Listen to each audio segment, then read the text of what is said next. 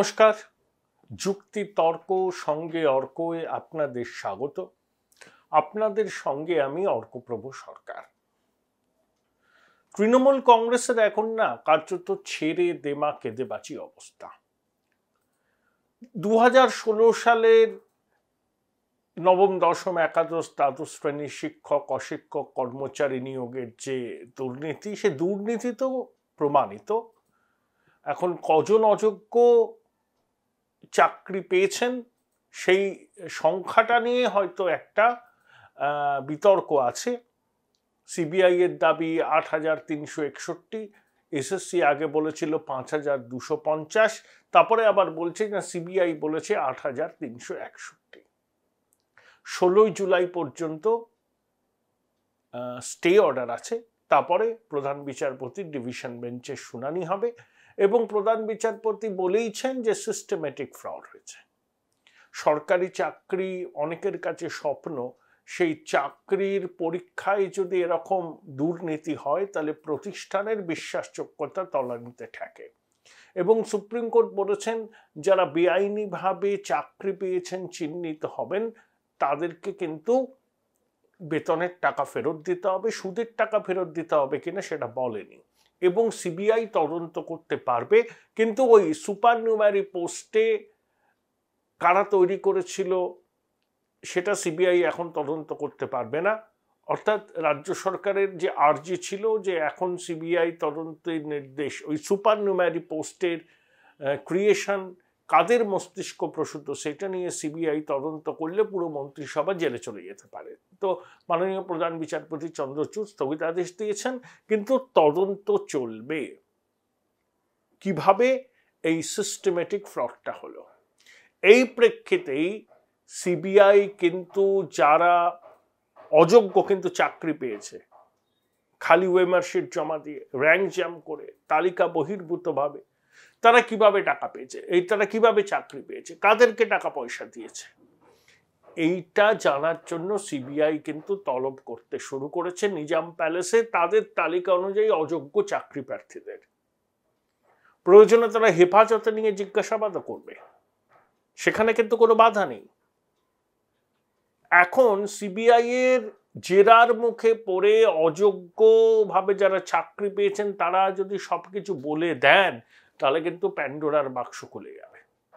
কাকে কাকে টাকা দিয়েছেন, কত টাকা দিয়েছেন, কোন দালালকে দিয়েছেন, কোন প্রভাবশালীকে দিয়েছেন, গ্রুপ সি চাকরি বাবদ কত টাকা, গ্রুপ ডির কত টাকা, শিক্ষকের কত টাকা, একটা তো রেট ছিল, দালালরা তো রেট বেঁধেছে। এখন যদি ধরুন 8,461 জন বলে যে আমরা এত টাকা দিয়েছি, এদেরকে দিয়েছি, তাহলে সিবিআই তাদেরকেও তলব করবে। তারা নিশ্চয়ই সেই টাকাটা নিজের কাছে পুরো রাখেনি, তাদের সেই সাধ্য ছিল না, তারা আবার যেখানে যেখানে পাঠানো দিয়ে দিয়েছে। কোনো টাকা গেছে কালীঘাটে, কোনো টাকা ক্যামাক স্ট্রিট, এটাই বলছেন সবাই, বিরোধীরা অভিযোগ করছেন। তার আগেও কয়েক হাত ঘুরেছে। সুতরাং এবার কিন্তু ডাকাডাকি হবে, ভোট বাজারেই ডাকাডাকি হবে। এটা হচ্ছে আর একটা বিড়ম্বনা। 2, দেখুন সন্দেশখালীতে 12ই মে যে ঘটনাটা ঘটেছে সেটাকে কিন্তু আমি বলবো জনরোষ। দেখুন সন্দেশখালীর প্রতিবাদ আন্দোলন স্বতঃস্ফূর্ত ছিল, রেখা পাত্রকে বিজেপি প্রার্থী করায় সেখানে হয়তো এখন কিছু ক্ষোভ বিক্ষোভ পাওয়া না পাওয়ার যন্ত্রণা সামনে এসছে, কিন্তু তার মানে এই নয় যে সন্দেশখালীর নারী শক্তির প্রতিবাদ ভুয়ো ছিল, সেটা স্বতঃস্ফূর্ত ছিল। এখন কতগুলো ভিডিও বাজারে ছড়িয়ে দিয়ে আপনি বলেন, যদি বলতে থাকেন যে সন্দেশখালীতে কিচ্ছু হয়নি, টাকার বিনিময়ে এই অভিযোগগুলো করা হয়েছে, এটা কিন্তু তৃণমূলের কাছে বুমেরাং হয়ে ফিরবে। বহু নারী শক্তি অভিযোগ করেছিলেন, কেউ তারা কি তাদের বক্তব্যের মধ্যে কি স্বতঃস্ফূর্ততার অভাব ছিল? সংবাদ মাধ্যমের কাছে তাদের বক্তব্য আছে, সেই বক্তব্য সবাই দেখতে পারেন। কোথাও কি মনে হয় যে স্বতঃস্ফূর্ততার অভাব আছে? মনে হয়। তাহলে এখন ফেক ভিডিও যেটা বলছে বিজেপি ছড়িয়ে যদি সন্দেশখালীর এই আন্দোলনকে কালিমালিপ্ত করা হয় তাহলে তার একটা প্রতিবাদ হবে। তারই সাক্ষী ছিল 12ই মে রবিবার সন্দেশখালী, সেখানে বিধায়ক কিছু বলতে যাচ্ছেন, একজন মহিলা তার মুখ চেপে ধরছেন, কি জনৈক গায়েন বলে এক তৃণমূলের সমর্থক বা মাতব্বরকে সেখানে মারা হলো, মহিলারাও মারলেন, কয়জন পুরুষও ছিলেন। অর্থাৎ এই যে ভিডিও ছড়িয়ে সন্দেশখালীকে একটা পাল্টা ন্যারেটিভ তৈরি করছে বিজেপি, এই তৃণমূল, সেটা কিন্তু কাউন্টার প্রোডাক্টিভ হচ্ছে। এটা বুঝতে পারছে কিনা জানি না আমি শাসক দল। সন্দেশখালীতে পায়ের তলায় মাটি সরে গেছে শাসক দলে। প্রধানমন্ত্রী কি বললেন? পুলিশ একসময় শেখ শাহজাহানের মতো দুষ্কৃতীদের মদদ দিয়েছে, এখন শাহজাহান ইডি হেফাজতে বা জেল হেফাজতে, এখন তৃণমূলের দুষ্কৃতীরা ওখানে ভয়ার বাতাবরণ তৈরি করছে এবং সন্দেশখালীর ঘটনা সারা ভারতবর্ষে ছড়িয়ে পড়েছে। রবিবারের যে ঘটনা সেটাকে আমি বিচ্ছিন্ন ঘটনা বলবো না। এই যে ভিডিও তৈরি করে ছড়িয়ে দিয়ে সন্দেশখালীর স্বতঃস্ফূর্ত আন্দোলনকে যে কালিমালিপ্ত করার চেষ্টা করছে তৃণমূল, বিশেষত ছোটবাবু এবং আইপ্যাক, তার বিরুদ্ধেই কিন্তু মানুষের স্বতঃস্ফূর্ত প্রতিবাদ বলে মনে করছে না অনেকে, বিশেষ করে মহিলাদের। এবং মুখ্যমন্ত্রী সব জায়গায় যারা একবারও সন্দেশখালী গেলেন না, ছোটবাবু গেলেন না। কতটা স্পর্শকাতর বিষয়টা সন্দেশখালীর শাসক দলের কাছে তাদের দুজনের না যাওয়াতেই এটা কিন্তু স্পষ্ট। এই প্রেক্ষিতে নির্বাচনগুলো হবে চতুর্থ দফা থেকে শুরু করে আগামী দিনে। নানা রকম স্পেকুলেশন হচ্ছে কে কটা আসন পেতে পারে। দেখলাম এনডিটিভি বলছে যে 5% আসন এই ভোটে সুইং হলে বিজেপি 30-31টা পেতে পারে। এখন প্রশ্ন হলো, আমার ব্যক্তিগত ধারণা, রাজগুরু গাঙ্গুলিও বলেছেন যে বিজেপি ন্যূনতম 25টা পাবে, 25টার নিচে বিজেপির আসন নামার সম্ভাবনা নেই বললেই চলে। আবার রাজনৈতিক বিশ্লেষক অধ্যাপক বিশ্বনাথ চক্রবর্তী বলছেন যে তৃণমূলকে 20-র নিচে নামিয়ে যদি বিজেপি এই পরিস্থিতিতে রাখতে না পারে, মানে 20-র নিচে তৃণমূলকে যদি নামাতে না পারে, সেটা বিজেপির কাছে পরাজয়ের শামিল। কারণ এত ভালো সুযোগ বিজেপি আর কখনো পাবে না। কথা বলেছিলাম অধ্যাপক বিশ্বনাথ চক্রবর্তীর সঙ্গে, কি বলছেন তিনি শুনুন। বিশ্বনাথ দা, আজকে যে ভিডিওটা ভাইরাল হয়েছে তাতে কিন্তু আমি ওই চাপান উত্তরের মধ্যে যেতে চাইছি না, হ্যাঁ, কিন্তু একটা কথা খুব তাৎপর্যপূর্ণ। ওই মহিলাও বললেন যে এতদিনের কাজের টাকা অ্যাকাউন্টে জমা পড়তো, শিবু হাজরার লোকজনকে সেটা দিয়ে দিত। এটা বোধহয় সব থেকে বড় প্রমাণ যে সন্দেশখালীতে কি অত্যাচার হয়েছে। আপনার কি ব্যাখ্যা? না, এটা তো ঠিকই, মানে এখন ভিডিওগুলো ভাইরাল হচ্ছে বা ভাইরাল করা হচ্ছে এইটা বোঝানোর জন্য যে কিছুই হয়নি তা তো নয়। আর যে মহিলার ভিডিও মানে নিজে অভিযোগ তুলে নিতে চাইছেন, সে কি কারণে তুলতে চাইছেন, চাপে তুলতে চাইছেন না চাপ নিজের থেকে তুলতে চাইছেন, সেগুলো তো বিচার মানে করার দায়িত্ব হলো বা সেগুলো অনুসন্ধান করার দায়িত্ব পুলিশ প্রশাসনের বা সিবিআই। কিন্তু এটা উনি আজকের দিনে দাঁড়িয়েও বলছেন যে জব কার্ড থেকে টাকা যেটা তিনি পেয়েছিলেন সেই টাকা তুলে শিবু হাজরাদের দিতে হয়েছে। অর্থাৎ তৃণমূল নেতারা যে সিস্টেমেটিক্যালি টাকা তুলতো সেটা আজকের দিনে দাঁড়িয়েও মহিলা বলছেন। ফলে এই যে নির্যাতনের যে মানে সন্দেশখালীতে যে সিস্টেমেটিক্যালি একটা নির্যাতন তৃণমূল কংগ্রেস করেছে, আমার মনে হয় এটা নিয়ে কোনো বিতর্কের জায়গা নেই। সেই কারণে আমার বারবার মনে হচ্ছে যে সন্দেশখালীর নির্যাতনটা ঢাকার জন্য শাসক দলের কিন্তু একটা মরিয়ার চেষ্টা, যার সাথে আমি নন্দীগ্রামের শাসকের একটা সাযুজ্য পাচ্ছি। নন্দীগ্রামেও আমি দেখেছি যে যেভাবে শুরুতে মানে পার্টি সিপিআইএম পার্টি একদম মানে নেমে গিয়েছিল তাদের উপর নির্যাতন হয়েছিল, মানে যারা আন্দোলনকারী যাদের উপর নির্যাতন হয়েছিল, এবং সেই নির্যাতনটাকে আটকানোর জন্য, মানে নির্যাতনের খবরটা আটকানোর জন্য, নির্যাতনের বিষয়টাকে ধামাচাপা দেওয়ার জন্য তৎকালীন সিপিএম যেমন একটা মরিয়ার চেষ্টা করে গেছে, যেটা শেষ পর্যন্ত তারা পারেনি অবশ্য, কিন্তু মরিয়ার চেষ্টা ছিল। ঠিক এখানেও কিন্তু আমি দেখছি যে তৃণমূল কংগ্রেসের তরফ থেকে একটা মরিয়া চেষ্টা হচ্ছে নির্বাচনের দিকে তাকিয়ে, যে কোনো ভাবেই হোক এই বিষয়টাকে ধামাচাপা দিতে হবে নির্বাচনী রাজনীতিতে। মানে এটা কি বুমেরাং হবে না? এটা কি শাসকের কাছে বুমেরাং হবে না? দেখো, শাসকের কাছে বুমেরাং হতো যদি বিজেপির দলের সাথে 35% সংখ্যালঘু মুসলমান মানুষ থাকতো। এই এন্টার ফলাফল তুমি দেখবে যে শাসক, আমি বলছি একটা যদি সেকুলার পলিটিক্যাল পার্টি এই মুহূর্তে ক্ষমতায়, মানে বিরোধী দলে থাকতো, তাহলে এই নির্বাচনে তৃণমূল কংগ্রেসের একটি আসনও পাওয়ার কথা নয়। একটা 42টার মধ্যে 42টা আসনেই হারার কথা। কারণ গত 21 সালের পর থেকে তৃণমূল কংগ্রেস কি করেছে?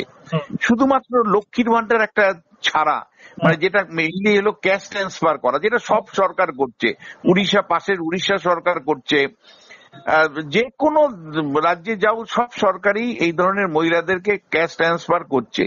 ফলে ক্যাশ ট্রান্সফার বা লক্ষ্মীর ভান্ডারের ছাড়া তৃণমূল কংগ্রেসের এই নির্বাচনে বলার মতন কিচ্ছু একটা ইস্যু তোমায় আমি বলতে পারো? অথচ 21 সালের পর থেকে কার্যত তৃণমূল কংগ্রেস মানে তার অন্যায়, অবিচার, অত্যাচার, নির্যাতনের ছবি প্রতিনিয়ত বেরিয়ে এসছে। সেটা পঞ্চায়েতে 75টা লোক, মারাত্মকভাবে হিন্দু ভোট কনসলিডেট হচ্ছে। আবারও তোমায় বলছি, একটা সমাজে 30-35% মানুষকে বাদ দিয়ে কোনো বিরোধী দল, মানে শাসক দলকে একদম চূড়ান্ত ভাবে উৎখাত করতে পারবে না। আমি বারবার বলছি, বিজেপির এই যে মুসলিমদেরকে সঙ্গে না পাওয়া, এইটাই কিন্তু তৃণমূলকে বারবার অক্সিজেন দিচ্ছে। এই নির্বাচনেও তৃণমূল যে শেষ পর্যন্ত চূড়ান্ত ভাবে পর্যুদস্ত হবে না, তার একটাই কারণ হলো বিজেপি নামক যে দলটা আছে, যে দলের সাথে আমাদের পশ্চিমবাংলার 1/3 মানুষ যুক্ত নেই, বা তারা বিজেপি রাজনীতিকে অপছন্দ করে। এইটাই কিন্তু বলছি মমতা বন্দ্যোপাধ্যায়ের অক্সিজেনের কারণ। এই নির্বাচনে আমি তোমায় বলছি যে 2009-এর রিপিটেশন হবে। এটা হতো যদি বিজেপি মানে হিন্দু মুসলিম দুটো সম্প্রদায়ের মানুষেরই সমর্থন আদায় করতে পারত। মুসলিম মানুষরা বিরক্ত, তিতিবিরক্ত। তুমি দেখবে রায়গঞ্জ, মালদা, মুর্শিদাবাদ, যেখানে মুসলমানরাই সংখ্যাগরিষ্ঠ, সেখানে তারা কিন্তু নির্বিচারে তৃণমূলের বাইরে গিয়েই ভোট দিচ্ছে, অনেকেই ভোট দিচ্ছে। কিন্তু যেই মুহূর্তে বিজেপির জয়ের সম্ভাবনা দক্ষিণবঙ্গের জেলাগুলোতে আসছে, তখন তারা কিন্তু কার্যত বাধ্য হচ্ছে বিজেপিকে আটকানোর জন্য তৃণমূল কংগ্রেসের পক্ষে ভোট করতে। ফলে এটাই কিন্তু তৃণমূল কংগ্রেসের সবচেয়ে বড় জীবনী শক্তি। আসামেও 34% মুসলমান। আবারও বলছি, আসামের বিজেপির সরকার, ডেমোগ্রাফি আসামে কেবলমাত্র কয়েকটা জেলার মধ্যে মুসলিমরা সংগঠিত, যার জন্য আসামের মুখ্যমন্ত্রী জনসভায় দাঁড়িয়ে বলতে পারেন যে আমার মুসলমান ভোট লাগবে না। কিন্তু পশ্চিমবাংলার ক্ষেত্রে মানে বিস্তীর্ণ অঞ্চলে 145টা বিধানসভা ক্ষেত্রে 20 থেকে 90%, 95% পর্যন্ত মুসলিমরা ছড়িয়ে আছে 145টা বিধানসভা কেন্দ্রে। এটা লোকসভাতে কম প্রভাব পড়লেও বিধানসভাতে বিরাট ভাবে পড়বে। কিন্তু আমি তোমায় বলছি যে মমতা বন্দ্যোপাধ্যায় কিন্তু কার্যত লক্ষ্মীর ভান্ডার ছাড়া এই নির্বাচনে কিচ্ছু বলার মতন তার নেই। আপনার প্রেডিকশন কি হতে পারে পশ্চিমবঙ্গের সম্ভাব্য ফলাফল? না, আমি প্রেডিকশন করতে পারবো না, কারণ আমি প্রেডিকশন করার মতন জায়গায় নেই, আমি বলতেও তোমাকে পারবো না। কিন্তু আমি তোমায় শুধু এতটুকু বলতে পারি যে এই নির্বাচনে যদি তৃণমূল কংগ্রেস 20টার উপরে আসন পায়, তাহলে এটা তৃণমূলের সাফল্য আমি দেখবো না, এটা বিজেপির ব্যর্থতা বা বাম কংগ্রেসের ব্যর্থতা হিসেবে দেখব। এত অন্যায়, এত অবিচারের পরেও, এত নন গভর্নেন্সের পরেও, কোন দিশাহীন একটা সরকার বা দল চালানোর পরেও তৃণমূল যদি 20টার বেশি লোকসভা আসন পায়, তাহলে এর ব্যর্থতার দায় পুরোপুরি বিরোধী দল হিসেবে বিজেপিকে নিতে হবে, শুভেন্দু অধিকারীকে নিতে হবে, সুকান্ত মজুমদারকে নিতে হবে। ফলে মানে কেন তারা বিরোধী দল হিসেবে সমাজের সর্বস্তরের মানুষের আস্থা অর্জন করতে পারলো না বা পারবে না, সেই প্রশ্নটাই কিন্তু আসবে। ফলে এইবারের নির্বাচনের ফলাফল তৃণমূলের কাছে যতটা না অগ্নি পরীক্ষা, তার থেকে অনেক বড় অগ্নি পরীক্ষা বিজেপির জন্য, যে বিজেপি তৃতীয়বারের জন্য পরীক্ষায় বসছে। 19 সালে বসেছিল, মোটামুটি ভালো রেজাল্ট করেছিল, 21 সালে চূড়ান্ত ভাবে পরাজিত হয়েছে, আর 24 সালে নরেন্দ্র মোদী এতগুলো জনসভা, এত আন্তরিক চেষ্টা সত্ত্বেও বিজেপি মাইক্রো লেভেল ম্যানেজমেন্ট কিন্তু আমার চোখে খুব একটা ভালো লাগছে না।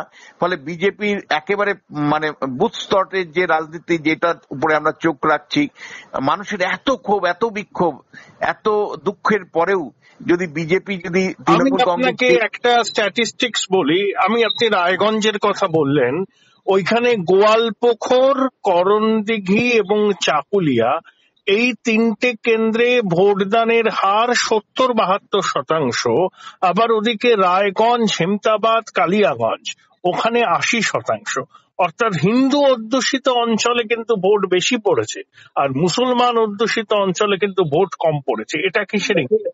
দেখো অর্ক, মানে তার আগে কিন্তু আমি বলছি, এই যে তুমি বিজেপির জয় পরাজয়ের জায়গাটাকে হিন্দুদের দিয়ে দেখছো, এটাই কিন্তু তৃণমূল কংগ্রেসের জীবনী শক্তি। তুমি কিন্তু বলতে পারছো না, যখন 2010-এর দিকে 9 থেকে 11-র মধ্যে পরিবর্তন হচ্ছিল, তখন আমি তুমি একই সাথে কাজ করছিলাম চ্যানেলে, আমরা কিন্তু কখনো হিন্দু মুসলমানের জায়গা থেকে পরিবর্তন, মানে সবার মনের মধ্যে পরিবর্তন এসে গেছিল। আজকে বিজেপি কিন্তু সেই জায়গাটা অর্জন করতে পারছে না। পরিবর্তন মানে হিন্দুদের পরিবর্তন নিয়ে আমরা কথা বলছি। তুমি যখন বলছো হিন্দুরা বেশি ভোট দিচ্ছে, কিন্তু সমাজের সর্বস্তরের মানুষের সমর্থন নিয়ে যে পরিবর্তনটা, সেই জায়গা কিন্তু বিজেপি অর্জন করতে পারছে না। প্রধানমন্ত্রী থেকে শুরু করে বিজেপির রাজ্য নেতারা কেউই আন্তরিকভাবে মুসলমান ভোট চায় বলে আমার মনে হয় না। তারা ওটাকে খরচের খাতায় রেখেই হিন্দু ভোটের চূড়ান্ত কনসলিডেশন চাইছে। তুমি এতটুকু তো মানো যে প্রধানমন্ত্রী যদি আন্তরিকভাবে হিন্দু ভোট চায় না, শুভেন্দু অধিকারী যদি মুসলিম ভোট না চায়, বা শুভেন্দু বা মানে বিজেপি রাজ্য নেতৃত্ব যদি আন্তরিকভাবে মুসলিম ভোট না চায়, তাহলে তার খেসারত তো সাধারণ মানুষকে দিতে হচ্ছে। কারণ তাদের এই যে মানে 65% মধ্যে পরীক্ষা দেওয়া, এই 65% মধ্যে পরীক্ষা দিতে গিয়ে তাদের 50% অর্জন করা হচ্ছে না, তারা 40% অর্জন করছে। 50% অর্জন করলেই মমতা বন্দ্যোপাধ্যায়কে হারানো যাবে বা ধুয়ে মুছে সাফ করে দেওয়া যাবে, কিন্তু 50% বিজেপি অর্জন করতে পারছে না, কারণ 65%-র মধ্যে পরীক্ষা দিচ্ছে। হিন্দু ভোট, বিশ্বনাথ দা আপনি আমার থেকে বেটার জানেন যে 2021-এ 54% হিন্দু ভোট বিজেপি পেয়েছিল। সেটা যদি 60% পায়, তাহলেই কিন্তু এখানে গেরুয়া সুনামি হয়ে যাবে। এটাই চাইছেন বোধহয় ওরা। মানে এটা ওরা চাইবে কেন? সারা পশ্চিমবাংলার লোক, আমি আবারও বলছি, যে ক্ষোভ বিক্ষোভ আমি সমীক্ষার কাজ করতে দেখেছি, প্রত্যেকটা মানুষ তৃণমূল কংগ্রেসের অত্যাচারে অত্যাচারিত। যে লোকটা লক্ষ্মীর ভান্ডার নেয়, সেই লোকটাও বলছে যে তার ভবিষ্যৎ অন্ধকার। যে লোকটা লক্ষ্মীর ভান্ডার নেয়, যে মহিলা, সে বলছে তার ছেলে মেয়ে বেকার, তাদেরকে রাজ্যের বাইরে পাঠানো হচ্ছে। যে পুলিশ তৃণমূল কংগ্রেসের জন্য এত কাজ করে, সেই পুলিশ বলছে আর পারছি না দাদা, এবার পরিবর্তন দরকার। যে শিক্ষক, যে কলেজ বিশ্ববিদ্যালয়ের শিক্ষক তৃণমূলপন্থী হয়েছিল, সেও বলছে যে এর থেকে বামেরা বেটার ছিল।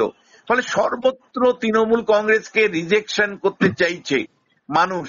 তারপরেও যদি তৃণমূল কংগ্রেস 20 থেকে 22টা আসন পায়, তাহলে তার দায় কি অর্ক শুভেন্দু অধিকারীকে নিতে হবে না, অমিত শাহকে নিতে হবে না, বিজেপিকে নিতে হবে না? যে মানুষ চাইছে, অথচ তোমাদের ভুল রাজনীতির জন্য বা পশ্চিমবাংলার জন্য উপযুক্ত রাজনীতি না করার জন্য তোমরা মমতা বন্দ্যোপাধ্যায়কে ওয়াশ আউট করতে পারছো না। তোমরা মমতা বন্দ্যোপাধ্যায়কে কোনো না কোনো ভাবে মানে জিয়ে রাখছো আসলে তোমাদের ভুল রাজনীতির জন্য। এই প্রশ্নটা কি আসবে না? তুমি আমায় বলো। সর্বত্র রিজেকশন। তুমি কলকাতায় যে কোনো একটা বাসে উঠো, তুমি বাসে তোমাকে কিচ্ছু বলতে হবে না, কানের মধ্যে আসছে তৃণমূল কংগ্রেসের অত্যাচার, অন্যায়ের বিরুদ্ধে। তুমি যে কোনো একটা রাস্তা দিয়ে হাঁটো, যে কোনো একটা দোকানে সিগারেট খেতে গিয়ে তুমি 2 মিনিট দাঁড়াও, যে কোনো একটা মানে চায়ের দোকানে 5 মিনিট আড্ডা দাও, সর্বত্র তৃণমূল কংগ্রেসের বিরুদ্ধে ছ্যা রোপ। তারপরেও যদি তৃণমূল কংগ্রেস 20টার বেশি আসন পায়, তাহলে এটা তৃণমূল কংগ্রেসের সাফল্য না বিরোধীদের ব্যর্থতা, কোন দিক থেকে তুমি দেখবে তুমি বলো? অনেক ধন্যবাদ বিশ্বনাথ দা, অনেক ধন্যবাদ। Thank you very much. Thank you. Join Indian Institute of Hotel Management now. Right choice, right decision.